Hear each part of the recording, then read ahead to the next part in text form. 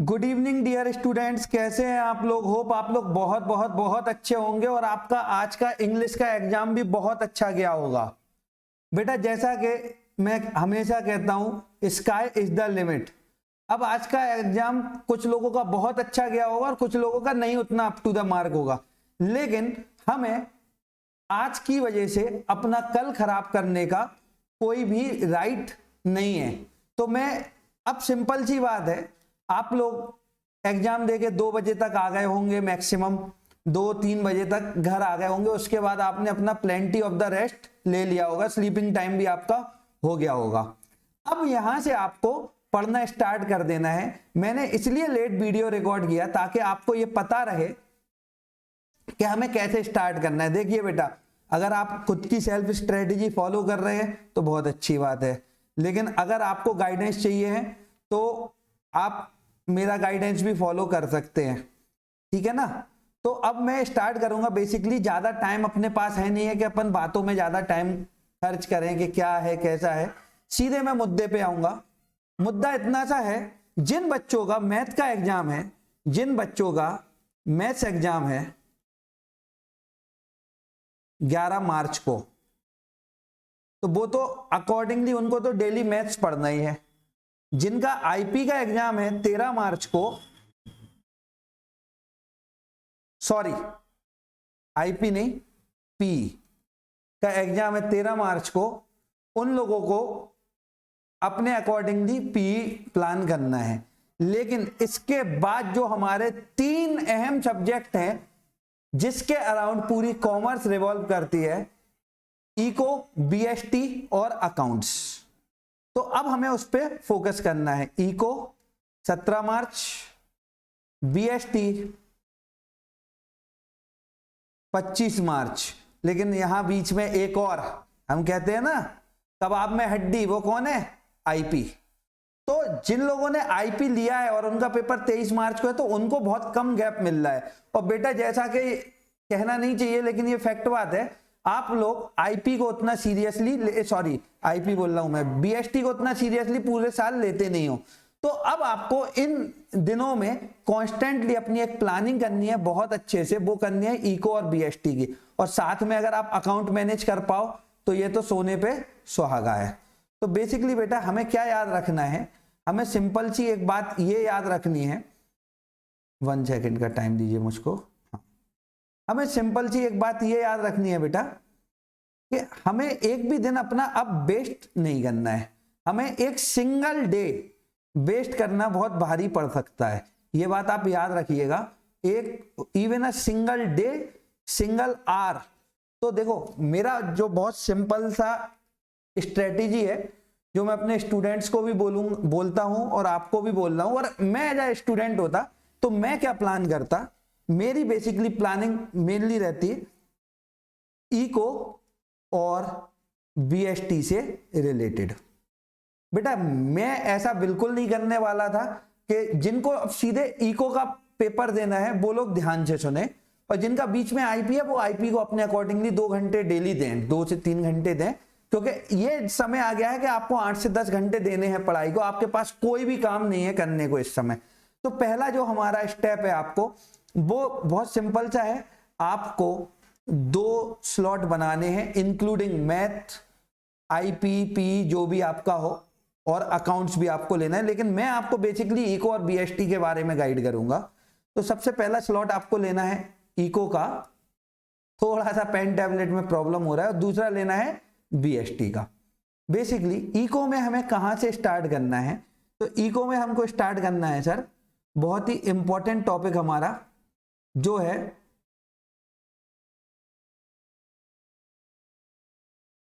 छह मार्क्स आपके कवर करता है, और वो है हमारा मनी एंड बैंकिंग।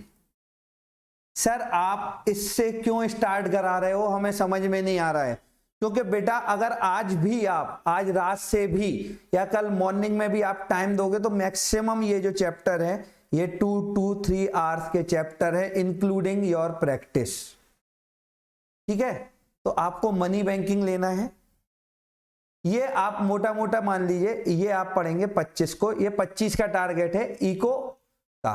और बीएसटी में मेरे हिसाब से आपको सबसे पहले, अगर मैं आपकी जगह होता तो मैं सबसे पहले पढ़ता सीपीए, सबसे इजी और सबसे स्कोरिंग चैप्टर है।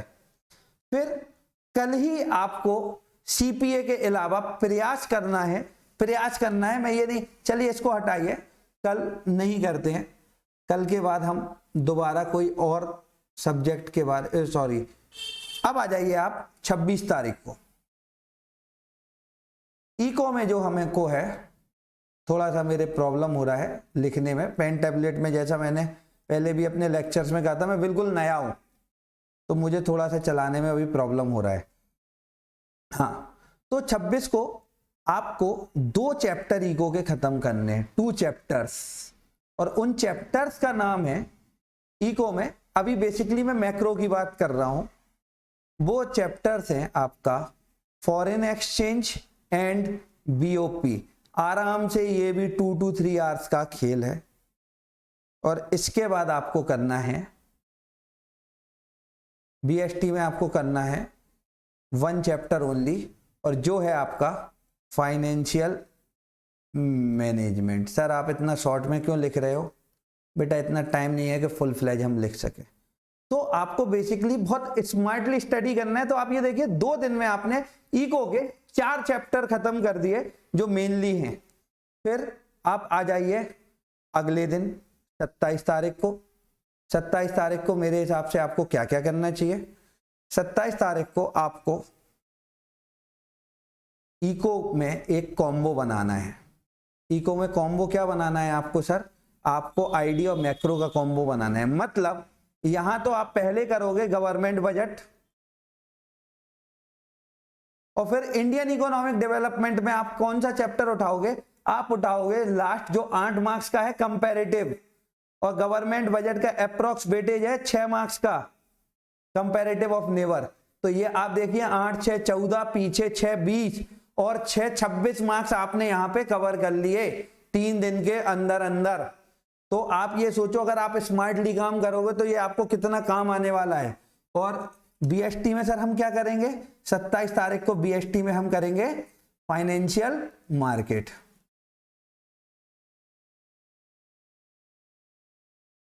फिर हम आ जाएंगे नेक्स्ट 28 तारीख को। सर ये हमारी बड़ी क्रूशियल तारीख यहां से स्टार्ट हो रही है, क्योंकि अब ये टाइम टेकिंग तारीख है। 28 को हम यहां क्या करेंगे? इको में हम करेंगे नेशनल इनकम। ट्राई करेंगे कि इसी दिन हम खत्म कर दें, और इसमें हम थ्योरी पे ज्यादा फोकस करेंगे, न्यूमेरिकल पे तो ऑब्वियस सी बात है हमको करना भी है। और थ्योरी में हमें कौन कौन से टॉपिक बहुत देखने हैं, वो है पहला जीडीपी डेफलेटर। बहुत लोग बोल रहे हैं कोर्स से हट गया है, लेकिन मेरे हिसाब से आपको करना चाहिए। उसके अलावा stock flow, precautions, final goods, depreciation, circular flow, ये सारी चीजें। और बीएसटी में हमको यहां से अपनी यूनिट खत्म कर देनी है, सेक्शन बी खत्म कर देना है मार्केटिंग कर। और ये सर आपको एक ही एक दिन में खत्म करने हैं।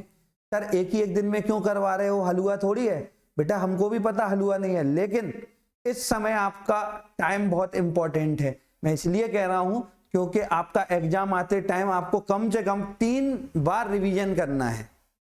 फिर अगर आपने एक चीज गौर करी है, अगर आप मेरा टाइम टेबल फॉलो करते हैं तो 28 या मैक्सिमम 2 तारीख तक आपकी नेशनल इनकम खत्म हो जाएगी।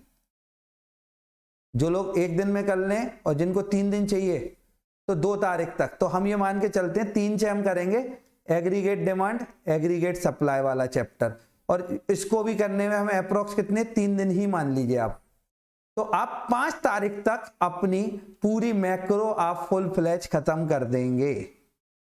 और सेम तरीके से बीएसटी में अब आप चैप्टर वाइज आ जाएंगे। Chapter number 1, chapter number 2, chapter 3, chapter 4, chapter 5, chapter 6, so on. ये आपको कितने दिन करना है? ये आपको डेली करना है, डेली बेसिस पे एक चैप्टर खत्म करना है।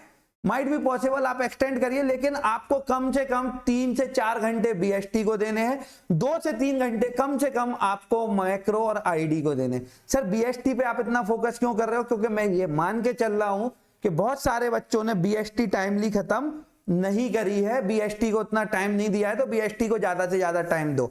और बीएसटी में 100 में से 100 आते हैं। रिसेंट में मेरी एक स्टूडेंट है अनुष्का यादव, वो लेके आई है 100 आउट ऑफ 100। इको में भी आए हैं, और जो हमारे अकाउंट्स के अवसर हैं उनके स्टूडेंट के भी अकाउंट्स में भी आए हैं। तो 100 आउट ऑफ 100 का टारगेट टफ नहीं है।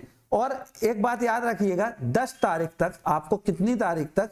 10 तारीख तक, 10 तो चलिए थोड़ा सा जल्दी हो जाएगा, आपको 12 तारीख तक, ये याद रखना मेरी बात, 12 तारीख तक आपको आईडी भी पूरा करना है। आईडी का सीक्वेंस जो चैप्टर वाइज सीक्वेंस है उसी को लेके चलिए, या आप कर सकते हैं सबसे पहले कंपैरेटिव करेंगे। सबसे पहले कंपैरेटिव के बाद आप क्या कर लेंगे, उसके बाद आप इंपॉर्टेंट चैप्टर जैसे एससीएफ, रूरल डेवलपमेंट, एम्प्लॉयमेंट, ये कर सकते हैं, क्योंकि ये थोड़ा सा कम टाइम टेकिंग है रादर कंपेयर टू चैप्टर 1, 2, 3। उसमें लर्निंग पार्ट बहुत ज्यादा है। इसमें अगर आप कंसेप्ट को समझते हैं, जैसे एम्प्लॉयमेंट में casualization of workforce, informalization of workforce, इन सारी चीजों पे फोकस करते हैं तो आपके लिए बहुत इजी हो जाएगा। और बेटा मेरा लास्ट जो आपको सुझाव है, देखिए आप मानेंगे या नहीं मानेंगे ये आपके ऊपर है, वो मैं आपको फोर्स तो कर नहीं सकता कि आपको मेरा ही मानना है, लेकिन मेरा बहुत सिंपल सा है, आपको 10 मार्च से लेके 12 मार्च तक इको एंड बीएसटी पूरी खत्म करनी है। क्यों करनी है इको और बीएसटी पूरी खत्म? उसका सिंपल सा रीजन है, और उसका सिंपल सा रीजन ये है, अभी आपको 17 तारीख तक कम से कम 2 से 3 बार इको का रिवीजन करना है, और 2 से 3 बार ही बीएसटी का रिवीजन करना है। और ये होगा तब जब आप प्लानिंग करोगे कि आपको 5 तारीख तक, कल से लेके 5 तारीख तक आपको खत्म करना है 9 दिन में पूरा सिलेबस, तब जाके आपका 8 से 10 तारीख तक में खत्म हो पाएगा। और उसके बाद आपको कंटिन्यूअस रिवीजन करना है। और मेरी एक और सलाह है आपको, हमें यह बिल्कुल नहीं करना है कि हम सिर्फ एक टॉपिक उठा के बैठ गए, हमें पैरेलली सबको टाइम देना है। और आप दे सकते हैं, मॉर्निंग इको को दे दीजिए, मॉर्निंग बीएसटी को दे दीजिए। अभी ना आपको कोचिंग जाना है, और मेरी एक सलाह है, इंस्टा अगर है तो डीएक्टिवेट कर दीजिए, व्हाट्सएप को कम यूज करिए, यूट्यूब को सिर्फ हम लोगों के लेक्चर देखने के लिए रखिए। बाकी अपना बिल्कुल होली नहीं मनानी है, पार्टी नहीं मनानी है, ये सब बहुत मौके आएंगे लाइफ में। ऐसा भी होगा जो आज आप लोग पढ़ोगे उसका बेनिफिट आपको इतना अच्छा मिलेगा कि जिंदगी में तो वैसे ही रंग बहुत सारे घुल जाने वाले हैं, सुनहरे रंग, है ना, अगर नंबर अच्छे आएंगे तो। लेकिन अभी अगर हम होली में और चीजों में अपना टाइम यूटिलाइज करेंगे तो फिर हमको दिक्कत होगी कहीं ना कहीं अच्छे मार्क्स स्कोर करने में। तो बहुत सिंपल सी बात है, आप लोग पढ़िए, कहीं भी डाउट हो, कहीं भी दिक्कत हो तो मुझसे क्लियर कीजिए, मैं तो हमेशा आपके साथ हूं। और मैं भी शॉर्ट्स वीडियो आपके लिए अपलोड करता रहूंगा, ताकि आपको जो बेसिक इंपॉर्टेंट कंसेप्ट हैं वो टाइमली आपको मिलते रहें। अच्छे से पढ़िए, बिल्कुल हमको डीमोटिवेट नहीं होना है। कई बार ऐसा लगेगा कि सर तैयारी नहीं हुई है, जितना हो रहा है उतना करिए। जैसा कि मैं हमेशा कहता हूं, मंजिल मिल ही जाएगी भटकते भटकते ही सही, गुमराह तो वो हैं जो घर से निकले ही नहीं। Thank you, all the best, God bless you.